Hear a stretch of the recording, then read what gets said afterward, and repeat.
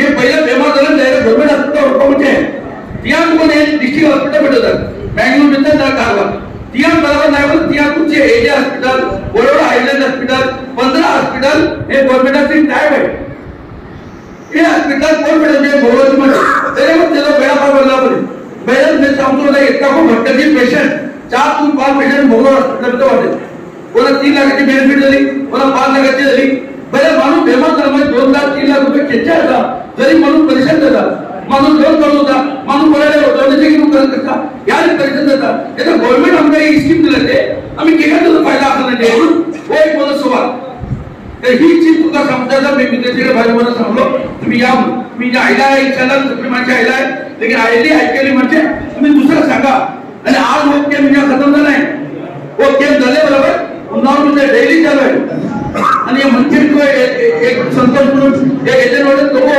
अलहमदुलिल्लाह करते होते 40-15 रुपये घेणे ते का लेकिन मेहनत जाती लेकिन मेरा याच्यातून फायदा झाला याचा डिटेल येतं आमचे डॉक्टर गिरी सर आमचे उन्हाळ हेल्थ ऑफिसर हे सगळे उन्हाळ ಗೊತ್ತಿದೆ ಎಲ್ಲರೂ ಆರೋಗ್ಯವಾಗಿರಬೇಕು ಎನ್ನುವುದು ಒಂದು ಉದ್ದೇಶ ಆದರೆ ಆರೋಗ್ಯವಾಗಿ ಬಹಳ ಮಂದಿಗೆ ಆರೋಗ್ಯ ಕೆಟ್ಟದೆ ಅವರಿಗೆ ಸಣ್ಣ ಪುಟ್ಟ ಕಾಯಿಲೆಗಳಾಗಬಹುದು ಕೆಲವರು ದೊಡ್ಡ ಕಾಯಿಲೆಗಳಾಗಬಹುದು ಆ ಟೈಮಲ್ಲಿ ಕಾಯಿಲೆಗಳ ಆತಂಕ ಎಷ್ಟು ಖರ್ಚು ಬರ್ತದೆ ಯಾವ ಆಸ್ಪತ್ರೆಗೆ ಹೋಗಬೇಕು ಅನ್ನುವುದು ಎಲ್ಲರಿಗೂ ಒಂದು ಆಯುಷ್ಮಾನ್ ಭಾರತ್ ಎನ್ನುವಂತಹ ಒಂದು ಕಾರ್ಯಕ್ರಮವನ್ನು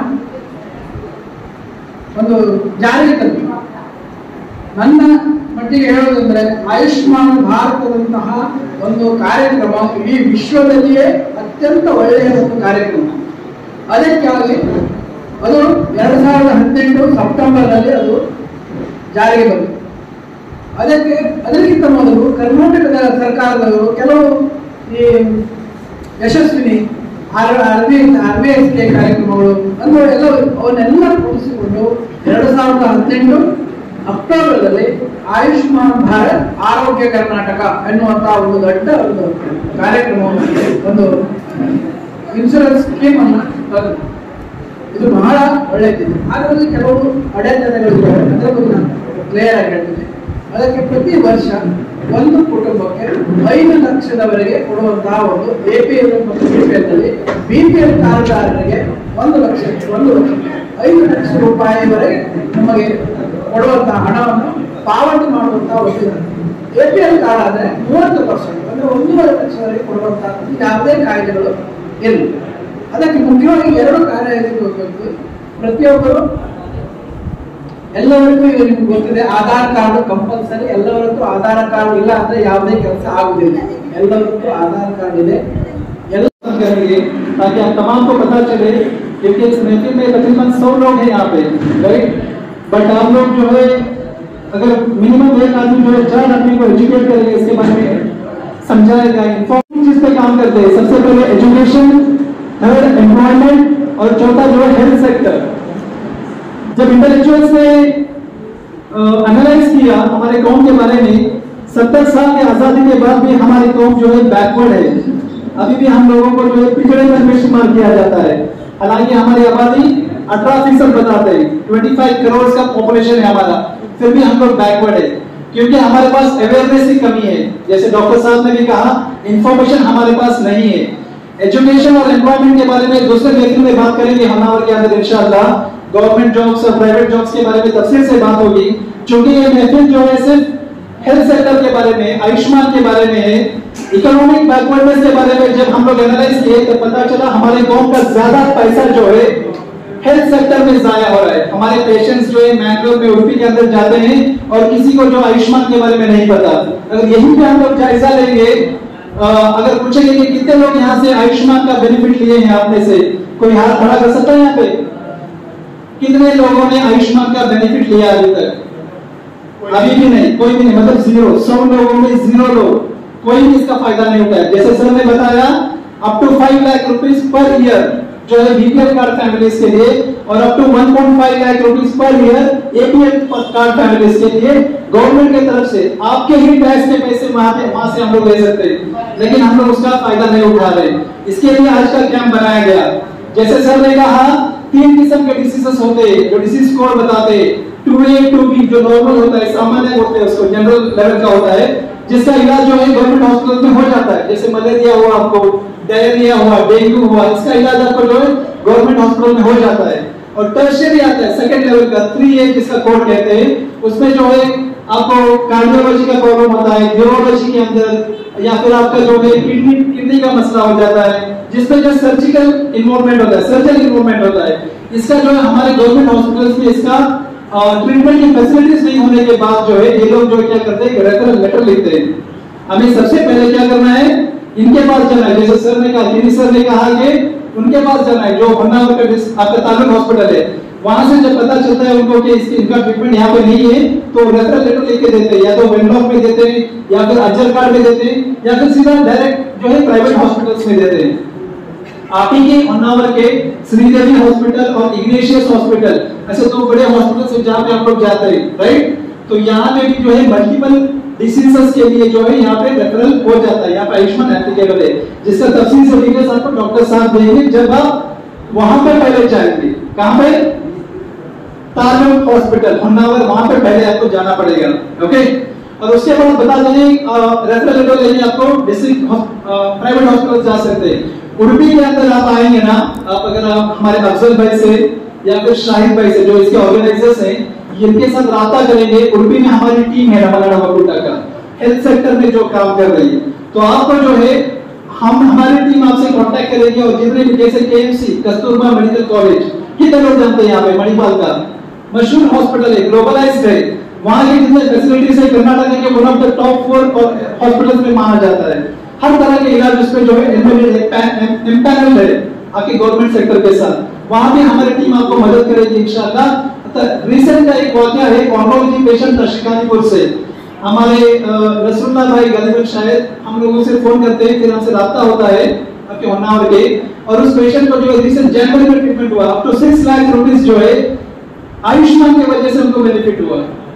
just imagine 6 lakh rupees just for oncology, doctor Sai Baba जो इंस्टीट्यूट है केएमसी का जो सब्सिडियरी है। तो ऐसे बहुत सारे डिसीजेस हैं जिसके फायदा हम लोग उठा सकते हैं, ओके। तो ये रहा आपकी जो है सर्जिकल ट्रीटमेंट जो प्लान होते हैं, मतलब आपको जो एक ओपीडी के सेशन से जाना पड़ता है, जिसमें स्कैनिंग होता है, आपको जो समझो कि माइट्रल हो या फिर हार्ट का कोई भी प्रॉब्लम होता है, जो नॉर्मल प्रॉब्लम जो वेट कर सकता है। और फोर्थ जो थर्ड कैटेगरी जो है इमरजेंसी कैटेगरी। इमरजेंसी क्या हो सकता है, या तो आपको स्ट्रोक लग जाता है हार्ट का, वो इमरजेंसी हो जाता है, राइट। और उसके बाद में एक्सीडेंट हो जाता है किसी का, या फिर कोई ऊपर से गिर जाता है पहाड़ के ऊपर से या पेड़ के ऊपर से, वो जो इमरजेंसी कंसीडर किया जाता है। उसके तकरीबन आई थिंक 150 प्लस जो ट्रीटमेंट जो है विदाउट रेफरल की जरूरत नहीं है, आप सीधा जो है एम्पैनल्ड हॉस्पिटल्स में जाना होगा। ये हॉस्पिटल का लिस्ट इंशाल्लाह शाहिद भाई के पास हम लोग देंगे, जैसे पेपर्स यहाँ पे ऐसे पीडीएफ आपको मिलेगा जिसमें जो हॉस्पिटल की लिस्ट होगी जिसके आयुष्मान का ट्रीटमेंट होता है। अगर आपका इंफॉर्मेशन नहीं रहता है तभी जो है आप उनको फोन कर सकते हैं, वो हमसे राब्ता करेंगे और हम आपको बताएंगे कि ऐसे ऐसे हॉस्पिटल्स में जाएं। जैसे केएमसी, एजे, आपका इंडियाना हॉस्पिटल, ये सब टाइड अप है। लेकिन सर्टेन डिसीजेस के लिए अगर हम आप लोग हमारे से जो है कांटेक्ट करेंगे तो हम लोग आपको गाइड कर सकते हैं। So that is the reason, okay. इसके अलावा जो है ट्रांसप्लांट के बारे में कितने लोगों को पता है? बता दें 3 टाइप का ट्रांसप्लांट होता है, 3 टाइप्स ऑफ ट्रांसप्लांट। ये जो किडनी, लीवर एंड हार्ट का ट्रांसप्लांट होता है। इसके लिए बता दें 2 लाख, 10 लाख एंड 11 लाख तक जो है आपको जो है आयुष्मान के अंदर जो फैसिलिटीज अवेलेबल है ट्रांसप्लांट के लिए भी। उसका अपना ही प्रोसेस है, बेंगलुरु में जेजे में ऐसा वगैरह है, but there is a possibility, okay. तो इसको आप तमाम को जहन में रखना पड़ेगा इस चीज को। और जैसा मैंने कहा हमारी टीम जो है ऐसे इंडिपेंडेंट काम नहीं करती। वहां पे जो उडुपी के जो डिस्ट्रिक्ट ऑफिसर है डॉक्टर तेजस्विनी करके, जो आयुष्मान के डिस्ट्रिक्ट ऑफिसर है, तो उनसे हमारा राब्ता है, तो हम लोग उनसे कोऑर्डिनेट करके जो है आपको हेल्प करते हैं, okay. So end to end procedure है। फोटो सही नहीं है, आप ये सब झंझटों से छोड़ के यहाँ पे रुके, यहाँ पे आप यहाँ वहाँ पढ़ के बनाते हैं। ये बंदा है वहाँ पे लाइन छोड़ दूसरी लाइन को कार्ड नहीं बनता, वहाँ पे जाके ग्रुप पे पढ़ाना पड़ेगा। आप बहुत खुशकिस्मत हैं कि ये लोग इनायतुल्लाह भाई, समीर भाई, शाहिद भाई ने आपको यहाँ पे मौका दिया, इसका बहुत बहुत फायदा उठा लो आप। आपको मालूम है कि जब आधार कार्ड वगैरह बनाने के लिए जाते हैं कितनी तकलीफ होती है। हमारे को सबसे पहले ये हमको यहाँ पे एक काढ़ा समझ में नहीं आती, और दूसरी बात है वो तो क्या बोलते हैं सब फिर भी समझ में नहीं आता। वो 2-3 बात बोलते हैं, उसके बाद में किसको चाहिए छोड़ के हम लोग अपने घरों को आ जाते हैं। इसलिए हमको उनका ये कार्ड नहीं बनाते हम लोग। और सबसे बड़ी बात ये 2018 में शुरू हुआ, अब 3-4 साल हो गए। हमारे जो मुस्लिम भाई बहन है वो किसी को मालूम नहीं कार्ड बनता है। और ये जो प्रोग्राम हम यहाँ पे के अगर एक के पास करते तो एक बंदा भी कार्ड बनाने के लिए नहीं आएगा, क्यों ऑलरेडी वो लोग तो बना चुके। हम अभी भी हमको मालूम हो कि कार्ड बन रहा है। इससे आप ज्यादा से ज्यादा फायदा उठा लो। और मैं और भी शुक्रिया गुजार करता हूँ। मैं सबसे पहले अल्लाह का शुक्र अदा करता हूँ और उसके साथ जमीयत मुस्लिमीन मंकी का भी शुक्रगुजार हूँ कि उन्होंने हमें ताउन किया और इस कैंप को यहाँ पर मुनक्कद करने के लिए अपना भरपूर ताउन पेश किया। इसके लिए मैं नामा नाड़ा वकूटा और इनायतुल्लाह शामिल साहब बैंक की तरफ से भी उनका शुक्रिया अदा करता हूँ। मैं सिर्फ 3 बातों को करके आपको ज़्यादा वक्त देना नहीं चाहता। पहली बात यह है कि नम्मा नाड़ा वकूटा इस मकसद के लिए बनाया गया है। ये जो नम्मा नाड़ा वकूटा है ये यूपी मंगलूर से शुरू होकर अभी कारवार, शिवमोगा और दूसरे जिलों में भी इसके लोग इसके साथ जुड़ रहे हैं। नम्मा नाड़ा वकूटा के सिर्फ 3 मकसद हैं। पहला मकसद है हमारे लोगों में तालीम का शऊर पैदा करना, हमारे लोगों को तालीम के लिए आगे लाना और तालीम के सिलसिले में जो प्रॉब्लम्स हैं, जो हमको मुश्किलें पेश आती हैं, वो हम मिलकर उसको हल करके हमारे लोगों को आगे बढ़ाना। दूसरा जो मकसद है वो है हमारा जो दूसरा मकसद है एम्प्लॉयमेंट। नम्मा नाड़ा वकूटा का मकसद है अच्छा पढ़ो अच्छा बनो, यानी अच्छा बनने के लिए अच्छी नौकरी तलाश करने की जरूरत है। लेकिन हमारे कौम में, हमारे लोगों में पढ़ तो लेते हैं, BA, BCom, MCom और MPhil, PhD कर लेते हैं, लेकिन नौकरियां नहीं है। कॉम्पिटिटिव एग्जाम में वो आगे नहीं आते। उस सिलसिले में भी नम्मा नाड़ा वकूटा जो है बाकायदा ट्रेनिंग देके जो टैलेंटेड बच्चे रहते हैं, जो एवरेज बच्चे रहते हैं, जो होशियार नहीं है, ऐसे बच्चों को भी तैयार करके उनको तालीम देके उनको कॉम्पिटिटिव एग्जाम में किस तरह से आगे लाना चाहिए उसकी ट्रेनिंग देके गवर्नमेंट इलाकों में नौकरी के लिए हम तैयार करते हैं। ये हमारा दूसरा मकसद है। तीसरा मकसद जो है नम्मा नाड़ा वकूटा का वो एम्पावरमेंट है। एम्पावरमेंट का मतलब है बाइख्तियार करना। बाइख्तियार करने का मतलब अपने पांव पे आप खुद खड़े होना। ये हमारी कौम को हम चाहते हैं कि जितने भी प्रॉब्लम्स हैं वो अपने आप करें। यानी नम्मा नाड़ा वकूटा का मकसद जो है अपनी मदद आप करें। अगर अपनी मदद आप करेंगे और आगे बढ़ेंगे, अगर एक फर्द आगे बढ़ेगा, एक फर्द अगर हमारे साथ जुड़ेगा तो इंशाल्लाह हमारी कौम जो है हर एक फील्ड में भी आगे आएगी।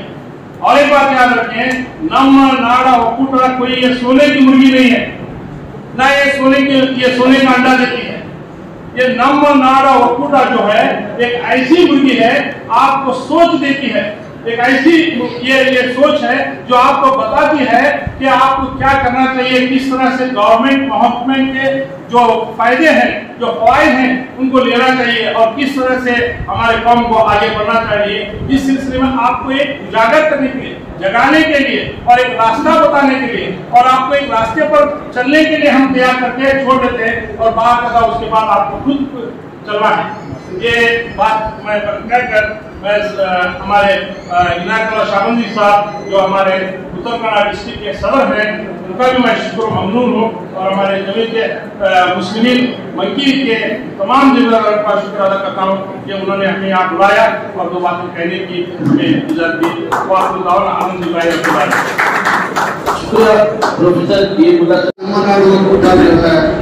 चंद महीनों पहले कन्नौर में एक तकरीब मुनक्कद हुई जिसमें उन्होंने अतराफ अकराम की तमाम जमातों को बुलाया था उसमें हम भी शरीक थे। बहरहाल करने का मकसद ये है, नम्मा नाडु वक्कुटा जो ये तंजीम या इदारा कयाम में आया, तो इनका मकसद जो उन्होंने हमारे जिम्मेदारों ने नम्मा नाडु वक्कुटा के बताया है, लेकिन उससे पहले सबसे बड़ा मकसद उनका ये था कि तमाम जमातों को साथ लेकर काम करना। ये सबसे बड़ी बात है, क्योंकि इदारे अमल में कायम में आते हैं लेकिन अपने अपने तौर पर काम करते हैं, इसलिए जो है काम नहीं होता। वहाँ के वो गांव के इदारों को लेकर काम करेंगे तो इंशाल्लाह मैं 5 साल से अच्छी तरह जानता हूँ। मैं भी तालुका पंचायत का मेंबर था, वो अच्छे जानते हैं, तो उनसे भी हमारा काबिजा है। तो इंशाल्लाह हम जरूर हम साथ मिलकर काम करेंगे। आयुष्मान कार्ड का जो तफसीलात आपको बताई गई है, हो सकता है किस तरह से हासिल करना हो या कहाँ पर इस्तेमाल किया जाता है, किसी ने कन्नड़ा में बताया, किसी ने उर्दू में बताया, बाहर आपको कंफ्यूजन हुआ होगा, लेकिन इसके लिए घबराने की जरूरत नहीं। आपके साथ आपकी जमात आपके साथ हमेशा रहेगी और हम जरूर आपके फलाह के लिए फलाह बहाबूदी के लिए काम करेंगे। हमारे नौजवान जो हैं अभी ये है, हमारे जाकिर साहब भी हैं, वो भी बहुत काम करते हैं। इस तरह से चंद लोगों को, जैसा कि उन्होंने कहा कि हम साथ में चलकर आपको फलाही कामों में हिस्सा लेने की तरकीब देंगे। और आयुष्मान कार्ड का ये आज ये मत समझे, आज ही ये एक कैंप है। जो तमाम यहाँ पर मौजूद हैं, अस्सलाम वालेकुम। जितनी बातें यहाँ पर नम्मा नाडु जो कार्ड यहाँ पर जो बन रहा है वो एक बेहतरीन कार्ड है। मुझे भी इसका तजुर्बा हो गया। मैं हाल में बेंगलुरु में जयदेवा हॉस्पिटल में गया था, वहाँ पर देखा तो हर आदमी एक आयुष्मान कार्ड लेके आ रहे हैं और अपना डिस्काउंट जो मरीज है, जो इलाज हो रहा है वो अपने हासिल कर रहे हैं। यहाँ पर हम लोग ये कार्ड की सहूलत नहीं ले रहे हैं। ऐसा नहीं समझे कि ये कार्ड ये हम लोग के पैसे से जो हम लोग को गवर्नमेंट एक फैसिलिटी दे रहे हैं। हमारा जो टैक्स जो हम लोग जो देते हैं उस हिसाब से वो हम लोग को सहूलत मिल रही है। इस सहूलत को हम लोग हासिल करें और जो एक कार्ड बनवाए। और डॉक्टर साहब ने हमको जो जितना सपोर्ट किया तालुका लेवल, डॉक्टर साहब हम लोग को हमारा ताल्लुक उन्नाव से रहता है, तो हमको डॉक्टर साहब जितनी बातें यहाँ पर कही और जो सपोर्ट किया है, इनसे हमेशा आप रुजू करें। हम लोग जो गल्फ में जो एनआरआईज हैं वहाँ पर ऐसा सिस्टम हुआ है कि जो वहाँ का रहने का कार्ड बनता है, जो अकामा हम लोग जैसे सऊदी में होता है, वहाँ पर इंश्योरेंस के बगैर ये कार्ड बनता ही नहीं। इंश्योरेंस का पैसा हम लोग को पहले से लेते हैं। इसी तरह की ये फैसिलिटी है, आप ये फैसिलिटी से फायदा उठाइए।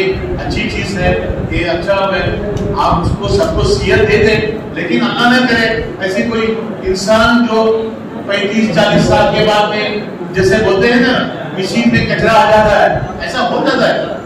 तो उस हिसाब से आप अगर कुछ बीमारी कुछ हो गई, डॉक्टर के पास जाना पड़ा, और दूसरे साथ में डॉक्टर साहब कह रहे हैं कि कुछ डिलीवरी का मसला है और दूसरा एजुकेशन का मसला है, वो सब आगे आ जाएगा। मेरा मुझे चंद बातें यहाँ कहने का मौका दिया। आज का ये प्रोग्राम मुनक्किद किया गया है, इसकी निस्बत जो है इंसान की सेहत और इंसान की बीमारी से है। सेहत के हर इंसान जो है रात दिन अल्लाह ताला से दुआ करता है, और इस बीमारी से बचने के लिए भी इंसान जो है रात दिन अल्लाह ताला से दुआ करता है। आजकल इंसान जो है मौजूदा बीमारियों से और आने वाली बीमारियों से काफी हद तक बहुत ही परेशान है, और इस बीमारी के ताल्लुक से अच्छा मैं कहूँ तो हर इंसान जानता है कि इस बीमारी के खर्च के लिए इंसान जो है अपनी पूरी कमाई खर्च करता है, लेकिन वो बस नहीं होती। ऐसे दौर में अल्हम्दुलिल्लाह अल्लाह ताला ने इस गवर्नमेंट के जरिए से हमारे लिए इंतजाम जो पेश किया, जैसे कि आज जो हम बैठे हैं आयुष्मान भारत जो कार्ड उसको हासिल करने के लिए, इससे पहले भी गवर्नमेंट की एक स्कीम थी यशस्विनी, लेकिन वो एक ऐसा कार्ड था कि उसको हर साल जो है उसकी फीस अदा करनी पड़ती थी और उसकी मियाद जो है सिर्फ 1 साल रहती थी। उसके बाद अगर क्या आपको जरूरत है तो फिर हम उसकी फीस अदा करना है, तब जाकर वो हमारा कार्ड बनता था। लेकिन आज जो कार्ड बन रहा है उसकी कोई रिन्यूअल नहीं है, उसकी कोई मियाद नहीं है, यानी हमेशा के लिए हमारे पास रहेगा और हम उससे फायदा हासिल करते रहेंगे। अल्हम्दुलिल्लाह गवर्नमेंट की तरफ से आजकल जो हम देख रहे हैं बहुत सी सहूलियात है और गवर्नमेंट का हॉस्पिटल आज हम देख रहे हैं कि जिस तरह प्राइवेट हॉस्पिटल जिस तरह क्लीन रखते हैं उसी तरीके से गवर्नमेंट हॉस्पिटल में हम क्लीन देख रहे हैं। अगर हम हमारा गवर्नमेंट हॉस्पिटल बंदौर में वक्तन हमारा जाना आना होता है और एक करीब की तालुका हॉस्पिटल है, माशाल्लाह बहुत ही साफ सफाई वहाँ पर रखी हुई है और छोटे छोटे कमरों की भी वहाँ पर सहूलियात की हुई है और हम जो भी गवर्नमेंट से सहूलियात आती है हम उसको फायदा उठाने की जरूर कोशिश करें और बस और साथ ही साथ बीमारी के ताल्लुक से आपके सामने